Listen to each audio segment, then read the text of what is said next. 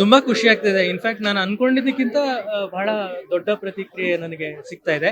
ಯಾಕಂದ್ರೆ ನಿನ್ನೆ ಮೊನ್ನೆ ಮೀಡಿಯಾಗೆ ಮತ್ತೆ ಫ್ಯಾಮಿಲಿಗೆ ಒಂದು ಶೋ ಇತ್ತು. ಅವರು ಹೆಚ್ಚು ಒಂದ್ ಸ್ವಲ್ಪ ಬುದ್ಧಿಜೀವಿಗಳ ತರ ಬಹಳ ಅನಾಲಿಟಿಕಲ್ ಆಗಿ ಅದನ್ನ ಇಷ್ಟಪಟ್ರು ಎಲ್ರು. ಆದ್ರೆ ಅದರಲ್ಲಿ ಅನೇಕ ಹೊಳವುಗಳನ್ನ ಕೊಟ್ರು, ಅದರ ಅನೇಕ ನ್ಯೂಯಾನ್ಸ್ಗಳನ್ನ ಇಷ್ಟಪಟ್ರು. ಆದ್ರೆ ಇವತ್ತು ಆ ಸಿಳ್ಳೆಗಳು, ಚಪ್ಪಾಳೆಗಳು, ನಿಜವಾದ ಆಡಿಯನ್ಸ್ ಹೇಗೆ ಒಂದು ಸಿನಿಮಾನ ಇಷ್ಟಪಡ್ತಾರೆ ನೋಡಿದಾಗ ನಾವು ಮಾಡಿರೋ ಚಿತ್ರಕ್ಕೆ ಜನರ ಪ್ರೀತಿ ಸಿಗ್ತಾ ಇರೋದು ನನಗೆ ನನಗೆ ತುಂಬಾ ಮನ ತುಂಬಿ ಆಭಾರಿಯಾಗಿದ್ದೀನಿ. ಸರ್ ಆ ದಿನಗಳ ಕೆಲವೊಂದಷ್ಟು ನಾಸ್ಟಾಲಜಿಕ್ ಎಲಿಮೆಂಟ್ಸ್ ಅನ್ನ ನೆನಪಿಸುವಂತ ಕೆಲವೊಂದಷ್ಟು ಸೀನ್ಸ್ ಇದೆ, ಕೆಲವೊಂದಷ್ಟು ವಿಷಯಗಳಿದೆ ಸಿನಿಮಾದಲ್ಲಿ.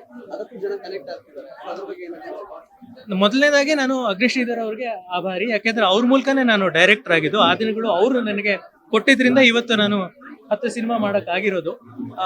ಅವ್ರ ಮೂಲಕ ನಾನು ಭೂಗತ ಜಗತ್ತಿನ ಬಗ್ಗೆ ತಿಳ್ಕೊಂಡಿದ್ದು. ಆದ್ರೆ ಈ ಸಿನಿಮಾ ಮಾಡುವಾಗ ನಂದೇ ಒಂದಷ್ಟು ಅಧ್ಯಯನ ಮಾಡಿಕೊಂಡು ನಾನು ಆ ದಿನಗಳಲ್ಲಿ ಏನ್ ನನಗೆ ಹೊಳವುಗಳು ಸಿಕ್ಕಿತ್ತು ಅದನ್ನ ಸೇರಿಸಿ ಒಂದು ಹೊಸ ಕಥೆಯನ್ನ ಮಾಡಿದೆ.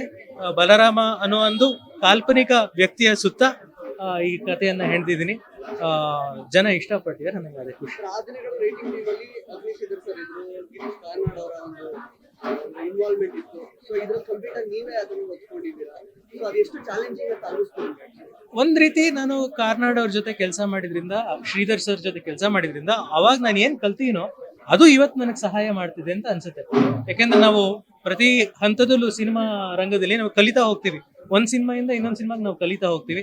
ಆ ಕಲಿಕೆ ಎಲ್ಲ ಸೇರಿ ಬಲರಾಮನ ದಿನಗಳಲ್ಲಿ ನಾನು ಬಳಸೋಕೆ ಪ್ರಯತ್ನ ಪಟ್ಟಿದ್ದೆ. ಸರ್, ಕಾಲ್ಪನಿಕ ಕಥೆ ಅಂತ ಡಿಸ್ಕ್ಲೇಮರ್ ಏನೋ ಇದೆ, ಬಟ್ ಸಾಕಷ್ಟು ನೈಜ ಘಟನೆಗಳಿಗೆ, ನೈಜ ಪಾತ್ರಗಳಿಗೆ ಹೊಂದುವಂತೆ ಈ ಸಿನಿಮಾನ ನೀವು ಮಾಡಿದ್ದೀರಾ ಆಲ್ಮೋಸ್ಟ್. ಸೊ ಹೆಸರುಗಳು ಮಾತ್ರ ಕೆಲವು ಕಡೆ ಚೇಂಜಸ್ ಇದೆ ಅಷ್ಟೇ. ಸೊ ಜನ ಇದು ಆಲ್ಮೋಸ್ಟ್ ರಿಯಲ್ ಸ್ಟೋರಿನೇ ಅಂತಾನೆ ಹೇಳ್ತಾ ಇದ್ದಾರೆ. ಏನಂತೀರ? ಇದು ಅನೇಕ ವ್ಯಕ್ತಿಗಳ ನೈಜ ವ್ಯಕ್ತಿಗಳ ಸ್ಫೂರ್ತಿ ಈ ಸಿನಿಮಾಗಿದೆ.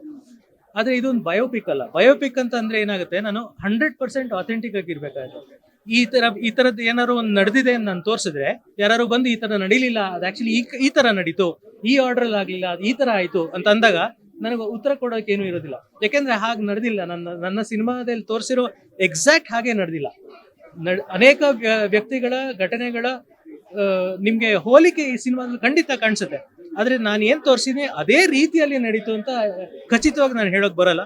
ಆಮೇಲೆ ನಮ್ಮ ಯಾವುದೇ ಒಂದು ಕ್ರೈಮ್ ಸ್ಟೋರಿ ಹೇಳ್ಬೇಕಾದ್ರೆ ನಮ್ಗೆ 100% ಇದು ಹೀಗೆ ನಡೀತು ಅಂತ ಹೇಳಕ್ಕಾಗಲ್ಲ. ನಾನು ರಿಸರ್ಚ್ ಮಾಡ್ತಿರುವಾಗ್ಲೂ ಪೊಲೀಸವ್ರ ಜೊತೆ ಮಾತಾಡಿದಾಗ ಪೊಲೀಸವ್ರು ಕೊಟ್ಟಂತ ಕಥೆ ಅದೇ ವ್ಯಕ್ತಿ ಬಗ್ಗೆ ಬೇರೆ, ಅಂಡರ್ವರ್ಲ್ಡ್ ಅವ್ರು ಕೊಟ್ಟಂತ ಚಿತ್ರಣ ಬೇರೆ, ಆಗಿನ ಕಾಲದ ಬಿಸ್ನೆಸ್ ಮೆನ್ಗಳು ಕೊಟ್ಟಂತ ಚಿತ್ರಣ ಬೇರೆ, ಆಗಿನ ಕಾಲದ ಪೊಲಿಟಿಷಿಯನ್ಸ್ ಹೇಳಿದ್ದೇ ಬೇರೆ. ಸೊ ಒಬ್ಬೊಬ್ರು ಒಂದೊಂದು ವರ್ಷನ್ ಕೊಟ್ಟಿದ್ರಿಂದ ನಾನು ಯಾವ ವರ್ಷನ್ ನಿಜ ಅಂತ ನಾನು ಹೇಗೆ ಹೇಳಿ? ಅದರಿಂದ ಇದನ್ನ ನಾನು ಕಾಲ್ಪನಿಕ ಕಥೆ ಅಂತ ನಾನು ಹೇಳ್ತೇನೆ. ಬಲರಾಮ ಪಾತ್ರದ ಜೊತೆಗೆ ಕತ್ತಿ, ಸಿಂಗ್ಲಿ ಮತ್ತೆ ಪಠಾಣ್ ಎಲ್ಲಾ ಪಾತ್ರಗಳಿಗೂ ಒಂದು ಈಕ್ವಲ್ ಇಂಪಾರ್ಟೆನ್ಸ್ ಕೊಟ್ಟಿರುವಂತ ಇದು ಸಿನಿಮಾ ಅಂತ ಜನ ಅಭಿಪ್ರಾಯ ಪಡ್ತಾ ಇದ್ದಾರೆ. ಸೊ ಏನ್ ಹೇಳ್ತಾರೆ? ಒಂದು ಒಳ್ಳೆ ಸಿನಿಮಾದಲ್ಲಿ ಎಲ್ರಿಗೂ ಅಷ್ಟೇ ಸ್ಪೇಸ್ ಇರ್ಬೇಕು. ಯಾಕೆಂದ್ರೆ ನಮ್ಮ ಜೀವನದಲ್ಲಿ ಕೂಡ ನಾವು ಒಬ್ಬರೇ ಇರೋದಿಲ್ಲ, ನಮ್ಮ ಸುತ್ತ ಅನೇಕ ಜನ ಇರ್ತಾರೆ, ಅವರಿಂದ ನಾವಾಗಿರ್ತೀವಿ. ಅದಕ್ಕೆ ಇನ್ನೊಂದು ಕಾರಣ ಕೂಡ ನಮ್ಮ ವಿನೋದ್ ಪ್ರಭಾಕರ್ ಅವರು ಇನ್ಸಿಸ್ಟ್ ಮಾಡ್ಲಿಲ್ಲ ಅವ್ರ ಸ್ಪೇಸ್ ಇನ್ಕ್ರೀಸ್ ಮಾಡ್ಬೇಕು ಅಂತ. ಇನ್ಫ್ಯಾಕ್ಟ್ ಎಷ್ಟೋ ಕಡೆ ಅವರು ಬೇರೆ ಆಕ್ಟರ್ಗಳ ಸ್ಪೇಸ್ ಅನ್ನ ಇನ್ಕ್ರೀಸ್ ಮಾಡಕ್ ನನಗೆ ವಿನೋದ್ ಅವರೇ ಸ್ವತಃ ಹೇಳಿದ್ರು. ಅಷ್ಟು ಪ್ರೊಫೆಷನಲ್ ಆದಂತ ಹೀರೋ, ಅಷ್ಟು ವೃತ್ತಿಪರ ನಾಯಕನ ಜೊತೆ ಕೆಲಸ ಮಾಡೋದು ನನ್ನ ಸೌಭಾಗ್ಯ ಅಂತ ಅನ್ಸು. ಜೊತೆಗೆ ಅಫ್ಕೋರ್ಸ್ ನಂಗೆ ಒಬ್ರೊಬ್ರು ಅದ್ಭುತವಾದ ನಟರು ಸಿಕ್ಕಿದ್ರು. ಅನಿಲ್ ಸಿದ್ದು ಇರ್ಬೋದು, ನಮ್ಮ Vinay Gowda is a find of this film. ಒಂದು ಬೇರೆ ರೀತಿಯ ವಿನಯ್ ಗೌಡ ನಮ್ಗೆ ಕಾಣಿಸ್ತಾರೆ. ರಮೇಶ್ ಇಂದ್ರ ಅವ್ರು ಇರ್ಬೋದು, ಸಿಂಗ್ಲಿ ಪಾತ್ರದಲ್ಲಿ ನಮ್ಮ ಆದಿತ್ಯ ಆಶ್ರಯ್ ಇರ್ಬೋದು, ಅರುಣ್ ಇರ್ಬೋದು, ಪುನೀತ್ ಇರ್ಬೋದು. ನನಗೆ ಈ ಪ್ರಾಬ್ಲಮ್ ಏನಾಗುತ್ತೆ ಅಂದ್ರೆ ಯಾರ ಹೆಸರು ಮರ್ತೋಗ್ತೀನೋ ಅನ್ನೋ ಮಟ್ಟಿಗೆ ಅಷ್ಟು ಜನ ಈ ಸಿನಿಮಾದಲ್ಲಿ ಆಕ್ಟ್ ಮಾಡಿದ್ದಾರೆ, ಅಷ್ಟು ಅದ್ಭುತವಾಗಿ ನಟಿಸಿದ್ದಾರೆ. ತೇಜಸ್ ಜಯರಾಮ್ ಮತ್ತೆ ಶ್ರೀನಿವಾಸನ್ ಅವರಿಬ್ರು ಹೊಸ ಪರಿಚಯ ಈ ಸಿನಿಮಾದಲ್ಲಿದೆ. ಆ ದಿನಗಳಲ್ಲಿ ನನ್ನ ಜೊತೆ ಇದ್ದಂತ ಆಶೀಶ್ ವಿದ್ಯಾರ್ಥಿ, ಅತುಲ್ ಕುಲಕರ್ಣಿ ಮತ್ತೆ ಈ ಸಿನಿಮಾದಲ್ಲಿದ್ದಾರೆ. ಪ್ರಿಯಾ ಆನಂದ್ ಅವರು ಅದ್ಭುತವಾಗಿ ನಟಿಸಿದ್ದಾರೆ. ನಾನು ಅನೇಕ ಸಿನಿಮಾಗಳು ನೋಡಿದ್ದೀನಿ ಪ್ರಿಯಾ ಆನಂದ್ ಅವರು. ಬಟ್ ಈ ರೀತಿ ಇನ್ವಾಲ್ವ್ ಆಗಿ ಇಷ್ಟು ಎಮೋಷನಲ್ ಆಗಿ ಆಕ್ಟ್ ಮಾಡೋದು ತುಂಬಾ ರೇರ್. ಅದ್ಭುತವಾದ ಪರ್ಫಾರ್ಮೆನ್ಸ್ ಪ್ರಿಯಾ ಆನಂದ್ ಅವ್ರದ್ದೆ. ಇನ್ನು ವಿನೋದ್ ಪ್ರಭಾಕರ್ ಅವ್ರ ಬಗ್ಗೆ ನಾನು ಹೇಳಬೇಕಾಗಿಲ್ಲ, ಯಾಕೆಂದ್ರೆ ಅದು ಸ್ಕ್ರೀನ್ ಮೇಲೆ ರಾರಾಜಿಸ್ತಾ ಇದೆ ಬಲರಾಮನಾಗಿ. ಸೊ ನನಗೆ I am thankful to my entire team.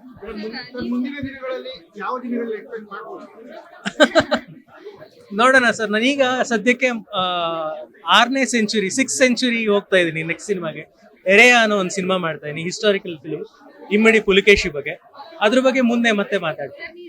ನೈಜ ಘಟನೆ ಅಲ್ಲ ಅಂತ ಹೇಳಿ ನೀವೇನಾದ್ರೂ ನೈಜ ಘಟನೆ ಮಾಡ್ಬೇಕು ಅಂತ ರಿಸರ್ಚ್ ಮಾಡಿದ್ರಾ? ನಾನು ರಿಸರ್ಚ್ ಖಂಡಿತ ಮಾಡಿದೆ. ನೈಜ ಘಟನೆ ಮಾಡ್ಬೇಕು ಅಂತ ರಿಸರ್ಚ್ ಮಾಡಲ್ಲ. ಯಾವುದೇ ಒಂದು ಸಿನಿಮಾ ಮಾಡ್ಬೇಕು ಅಂದ್ರೆ, ಒಂದು ಒಳ್ಳೆ ಸಿನಿಮಾ ಮಾಡ್ಬೇಕು ಅಂದ್ರೆ ಅದು ಗಾಳಿಯಿಂದ ಸೃಷ್ಟಿ ಮಾಡಕ್ಕಾಗಲ್ಲ. ಇಲ್ಲ ಯಾವುದೋ ಒಂದು ಕಾದಂಬರಿಯನ್ನ ನಾವು ರೂಪಾಂತರ ಮಾಡಬೇಕು, ಅಥವಾ ಯಾವುದೋ ಒಂದು ನಡೆದ ಒಂದು ಇನ್ಸಿಡೆಂಟ್ ನಿಂದ ಸ್ಫೂರ್ತಿ ತಗೊಂಡು ನಾವು ಅದನ್ನ ಮಾಡ್ಬೇಕು. ಯಾವುದೇ ಕೃತಿ ಮಾಡ್ಬೇಕಾದ್ರೂ ಹಾಗೆ. ಸೊ ಆ ರಿಸರ್ಚ್ ಸಾಕಷ್ಟು ಮಾಡಿದೆ. ಸುಮಾರು 2 ವರ್ಷದ ರಿಸರ್ಚ್ ಈ ಸಿನಿಮಾಗೆ ಆಗಿದೆ ಅಂತ ಹೇಳ್ಬೋದು. ಸರ್, ಜಯರಾಜ್ ಮತ್ತು ಅಗ್ನಿಶ್ರೀಧರ್ ಪಾತ್ರಗಳನ್ನ ಯಾರು ಮಾಡಿದ್ರು ಆ ದಿನಗಳಲ್ಲಿ ಅವರನ್ನ ಇಲ್ಲಿ ವಾಪಸ್ ತೋರಿಸಿದ್ರೆ, ಇವ್ರು ಕೊತ್ವಾಲ್ ಪಾತ್ರಧಾರಿಗೂ ಅಷ್ಟೇ. ಅದೇ ತರ ಅಲ್ಲೊಂದು ಕ್ರಿಮೇಷನ್ ಸೀನ್ ಬಂದಾಗ ಇವ್ರು 4 ಜನ ಸೇರ್ಕೊಂಡು ಕೊಲೆ ಮಾಡಿದ್ರು ಅಂತ ತೋರಿಸ್ತಾರೆ.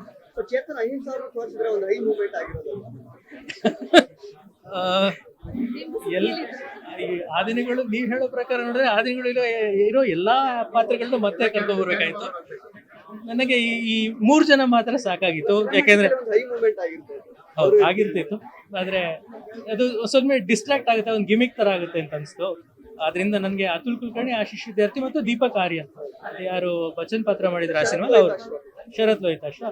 ಶರತ್ ಒಂದ್ ರೀತಿ ನನ್ಗೋಸ್ಕರ ಒಂದು ಬಹಳ ಸಣ್ಣ ಪ್ರೆಸೆನ್ಸ್ ಇದ್ರು, ಅವ್ರು ನನ್ಗೋಸ್ಕರ ಈ ಸಿನಿಮಾನ ಮಾಡಿದ್ರು.